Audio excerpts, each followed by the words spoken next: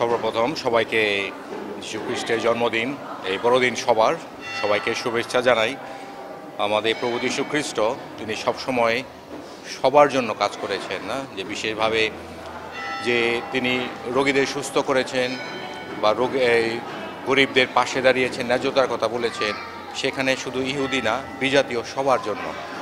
আমি মনে করি বাংলাদেশে আজকে সেই বার্তা আমাদের দিচ্ছে, আমরাও খ্রিস্টীয় সমাজ সবার জন্য আমরা সেই ভালোবাসা, সে একতা, বিশেষভাবে সেবা, সাহায্য, সহযোগিতার মাধ্যমে আমরা একসঙ্গে কাজ করব এবং একসঙ্গে দেশকে এগিয়ে নিয়ে যাব।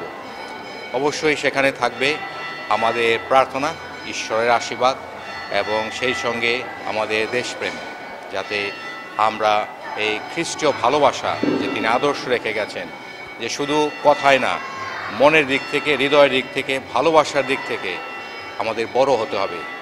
সেটাই বড়দিনের আসল উদ্দেশ্য এবং লক্ষ্য। এবং আমাদের প্রার্থনা সেটাই থাকবে, আমরা সবাই যেন জাতি, ধর্ম, বর্ণ নির্বিশেষে সেই বড় মন নিয়ে, বড় হৃদয় নিয়ে একসঙ্গে কাজ করতে পারি এবং একতায়, মিলনে জীবনযাপন করতে পারি। নিশ্চিন্তে খান স্বাস্থ্যকর অল টাইম পান, অল টাইম হেলদি লাইফ। আজকে মূলত সারাদিনই পরিবারের সাথে আমরা একসাথে আনন্দ সহভাগিতা করব এবং আমাদের আত্মীয় স্বজন যারা রয়েছেন সবার সাথে যেন আমরা আনন্দটা ভাগ করে নিতে পারি এবং একই সাথে প্রার্থনা করি এই বড়দিনের উদযাপন যারা হয়তো করতে পারছে না বা হয়তো একটু সামর্থ্য কম যাদের, তারাও যেন এই আনন্দটা আমরা তাদের সাথে যেন সহভাগিতা করতে পারি, সেটার জন্য আমরা প্রার্থনা করি।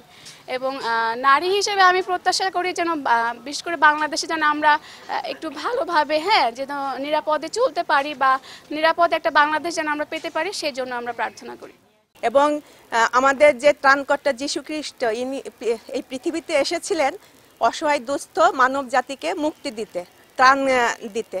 তো আমরা বিশেষভাবে প্রার্থনা করি যে এই বিশ্বের মানুষের জন্য যেন আমরা সবাই মিলেমিশে শান্তিতে একটা সুন্দর পৃথিবী গড়ে তুলতে পারি। কারণ আমরা দেখছি যে প্রতিটা দেশে যুদ্ধ বিগ্রহ লেগেই আছে এবং আমাদের বাংলাদেশেও যে একটা সংকট চলছে, এই সংকট থেকে উত্তরণের জন্য এবং মানব জাতি যেন একটা মানে সম্প্রীতিতে বাস করতে পারে, এই আদর্শের জন্যই আমরা আমাদের মুক্তিদাতার কাছে প্রার্থনা করেছি। আমাদের আজকে আসলে বড়দিন মানে আনন্দ।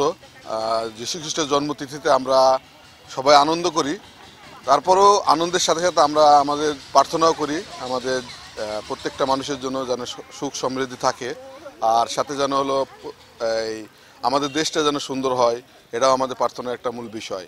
কারণ আমরা জানি যে একটা ট্রানজিশনের মধ্যে দিয়ে যাচ্ছি, মানে পরিবর্তনের মধ্যে দিয়ে আমাদের দেশ যাচ্ছে।